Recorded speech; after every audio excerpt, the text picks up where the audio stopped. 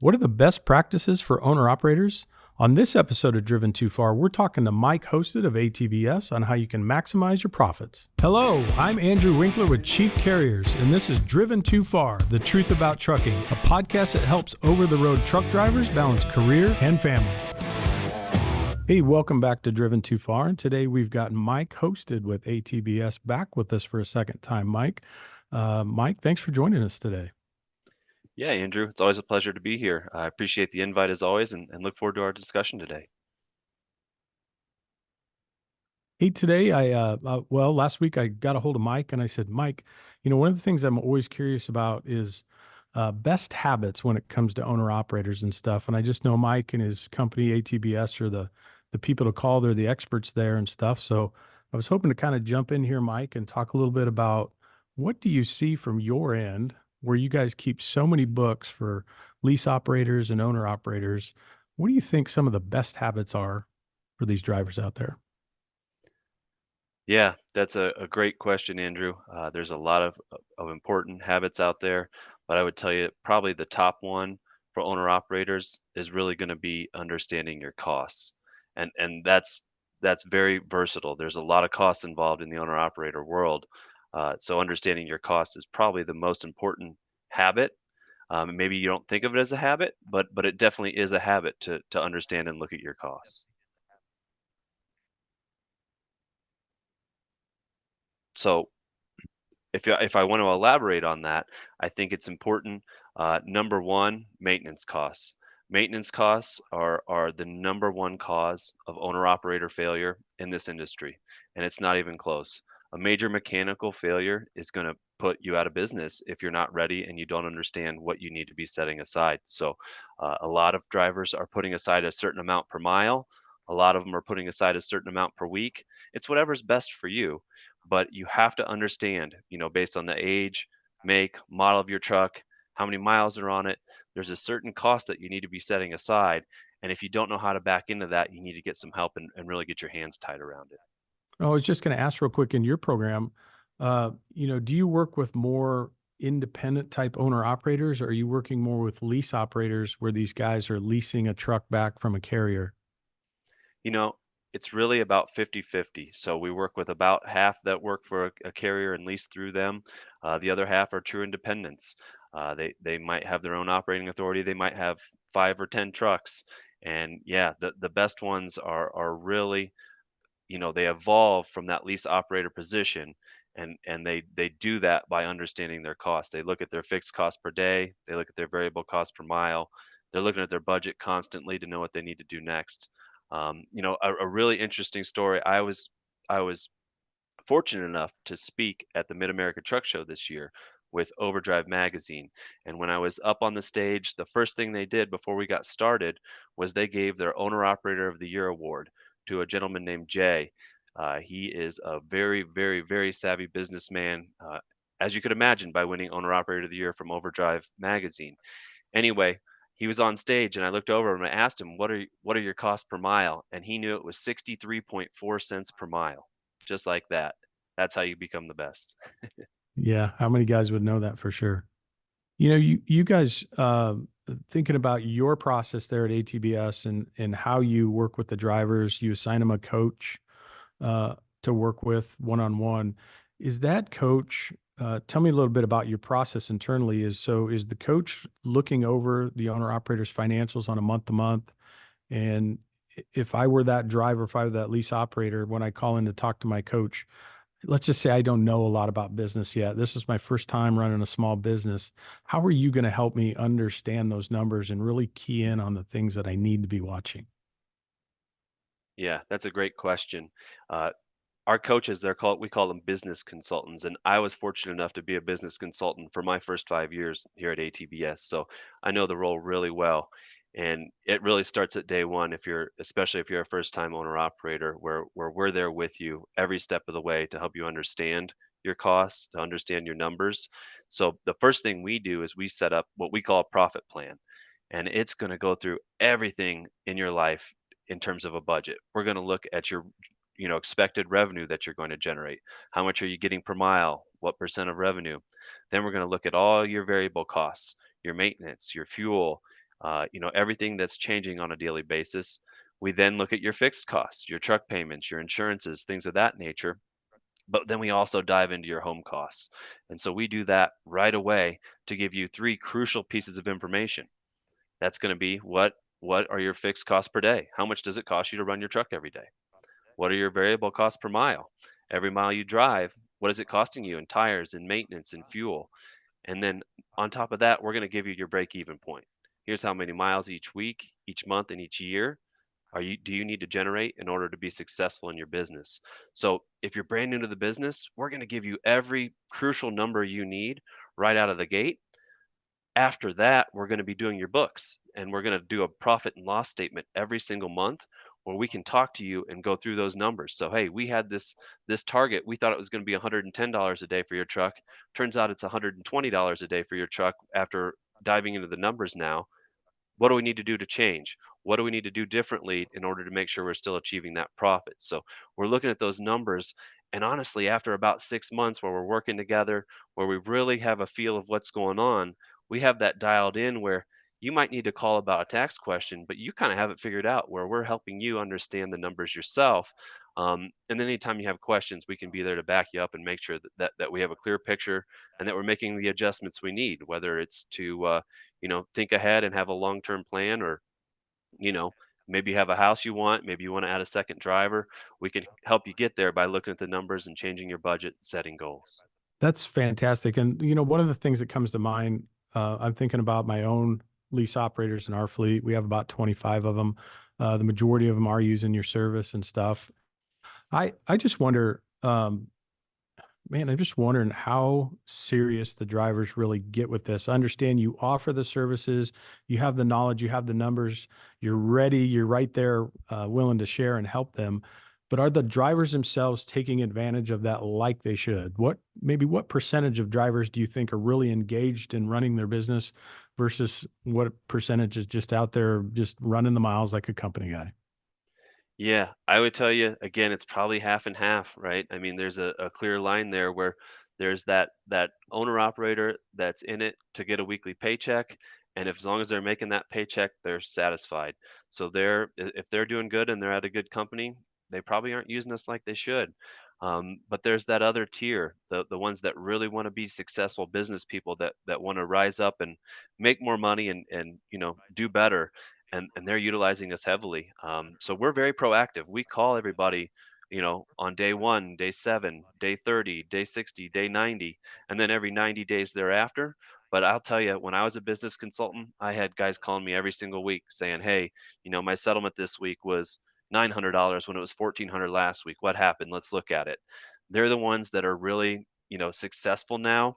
And I can tell you the difference between that top half that calls in and the bottom half that is passive is probably about $20,000 a year in net income average. Yeah, that's be about what I would guess too. It's about getting that mindset switched. I know they want to become a lease operator to be more successful, make more money. Um, but it's hard to get them to change those habits, especially if they've been driving as a company guy for so long and everything's essentially taken care of for them as a company driver. So that's definitely something I want to work on within our own fleet and stuff. But it's like you say, man, you're paying for the service. Why aren't you getting, 100% use out of it and stuff? Yeah.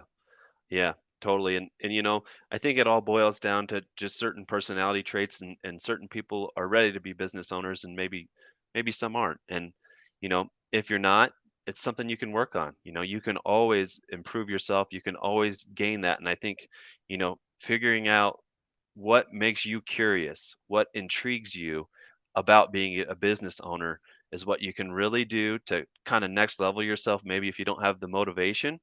So just figuring out what it is that makes you curious. Is it talking to other drivers and learning how they do it? Maybe you're that social aspect. Maybe it's the carrier side where you want to run a small fleet and you need to understand how a carrier works. Or maybe it's the mechanical side, right? I grew up on a big farm, so I love to get my hands dirty. I love to turn a wrench, and that's a good way to save money. So you just have to be curious, and then embrace what it is that you like about the business and really dive into that and make yourself an expert at it. You said maintenance was probably the biggest factor there, and especially when it comes to failures and stuff. What are some of the other traps that a lease operator, owner operator can fall into if they're not careful? Yeah, I would tell you a really, really big one would be taxes, especially when you're getting started. If you don't understand how it works to be self-employed, it's definitely a tax trap if you aren't prepared and you don't budget and save money appropriately. You know, when you switch from being a company driver to an owner operator, you're now the business itself and the employee. So you're essentially a driver for your own company. And that means you have to pay your own taxes, right? You have to pay Social Security, Medicare, federal income tax, and then state income tax if it applies to you.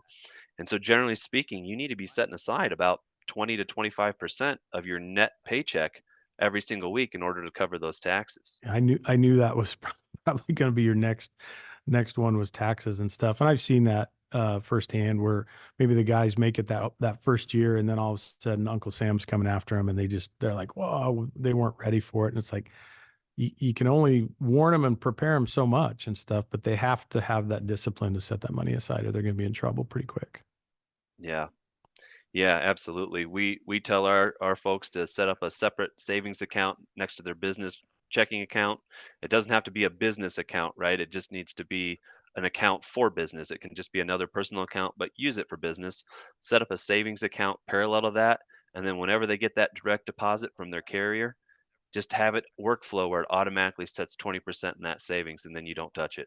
Um, the worst case scenario, Andrew, is that you have too much money when it comes time to pay your taxes, and that's a really good thing. One of the things I'm thinking about recruiting and stuff right now, and since I started the lease program a couple years ago, it's probably been our number one recruiting tool. There's a lot of people interested in becoming lease operators and owner operators.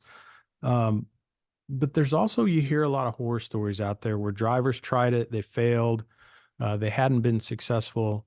And I'm really curious, just from your point of view, from what you guys do as a third party, do you believe the failures that are out there are the failures generated by the company and a bad lease program itself, or is it generated more from the driver themselves because they weren't disciplined or ready for it? I would tell you there's certainly some lease programs that are difficult, but I can tell you one thing for sure is that even some of the lease programs that maybe are more difficult, there's very, very successful drivers there. Um, so that being said, I would put it mostly on the drivers not being ready for the process, for being an entrepreneur, for thinking like a business person, for choosing the right loads. Not only that, but all of a sudden, folks tend to think they get a new freedom, right? When you're a company driver, you're told what to do, where to go, when to go home. And so all of a sudden you have this new freedom. And if you're not disciplined and you don't have the work ethic to stay out as you should, to pay for your bills, to pay for your fixed costs, then you're going to fall in a trap no matter what you do. And I think we see that a lot. So, they say bad lease programs, but really they're probably recruiting people that maybe aren't ready, and they maybe do it with less experience than some others do, and then that lack of experience is causing such a bad lease program, is that they're taking on people at a high risk maybe. So I definitely think it falls on the drivers with the habits and thinking like a business person more often than not. Think when we go through our education process with the lease ops before they sign anything, and one of the big things I try to warn them on is like, listen, your paycheck's going to change. You're going to see a bigger paycheck coming through from week to week. And again, you're talking about you got to be disciplined. You got to set away the maintenance, the tax, and all that stuff in that. And they just, for whatever reason, there's some of them. This isn't all of them. Some of them do a great job. But a lot of them, I think the paycheck comes in, they see it sitting in the bank account. They just think they got more to spend down there on the fun stuff or whatever, whatever they're doing. Maybe it's getting caught up on bills and stuff like that. But that's probably one of the biggest things I see. And then once they are successful, or maybe they see that extra money coming in, I actually see our miles start to drop a little bit on some of these guys. So the message from me has always been, if you work hard as a company guy, you're probably gonna have to work harder as an owner operator. It doesn't work the other way around. This isn't an excuse to pull back and sit back and kick your feet up a little bit. You actually probably need to work just as hard or harder. Yeah, I agree 100%. I can't think of any industry, Andrew, where when you come in and you start a new business that you get more time off. I mean, the American dream is made with blood and sweat, if you would, and When you if I were to go start my own tax company, right, I would work 10 times more than I'm working right now. And, you know, it would be so difficult and financially, disadvantaged for me for a couple of years until I dug in, until I figured everything out and got everything dialed in. But you can't come in and expect a turnkey business to all of a sudden make your life better. I mean, that's just not how starting a business ever works. I'm curious if you know of, thinking about the drivers, and we're talking about maybe some of the lease programs out there aren't as great, is how would a driver know that ahead of time? How would they know if they're getting into a lease program where they have a good probability of being successful, or maybe, man, this is one of those lease programs that's going to nickel and dime you to death with deductions and stuff like that? Is there any way for a driver to know what they're getting into? What are some of the things maybe they need to look for? Yeah, I mean, the first thing would probably just be asking around, right? Asking as many questions, as many drivers, just try to figure out somebody that's there and ask them the positives, the negatives, what to expect. I think there's just so much information in the world, and granted, you have to dig, right? Because some of the information on the internet is not great. So I think, a more personal approach to it is really important. But yeah, I mean, if you look at what people are saying and you understand the program and just ask questions, that's the best you can probably do. Yeah, you're right about the internet and the amount of information out there. It's so negative for the most part with when you're looking for these types of things. I'd share a little success with you that we kind of discovered this year with our company. So our driver turnover rate, we were several years ago, we were at 60%, and we've been trying to bring that down under 40. So this year, we finished our fiscal year March 31st, and we ended up at 36.4% overall for turnover. So we hit our goal, and that's pretty low for the industry when you think about it. But when I split that up and I looked at the company driver turnover versus the owner operator turnover, we were at 42% on the company side, and we were at 26% with the lease operators. So I felt really good about that. That tells me these guys are sticking around. They're having some success. We're running a program that is successful, and it should be benefiting both our company and that individual as well. Yeah. That's a great success story, and I can tell you 26% owner operator turnover in a continuously tough market is about perfect world. That's really good. So congratulations to you guys on that. And yeah, I mean, I think about, if I were a driver and I called chief carriers and I got the recruiting pitch and they told me all the best things about chief and all that, I would probably ask them for a couple drivers' names. Who's there right now? Who can I talk to that I can, pick their brain and ask them the good, the bad, the ugly, and get all the information I can. That's probably a really good way to go about it, because I bet you if somebody called chief carriers and said that, I bet you'd have, of your 25 owner operators, 25 of them, singing your praises right now.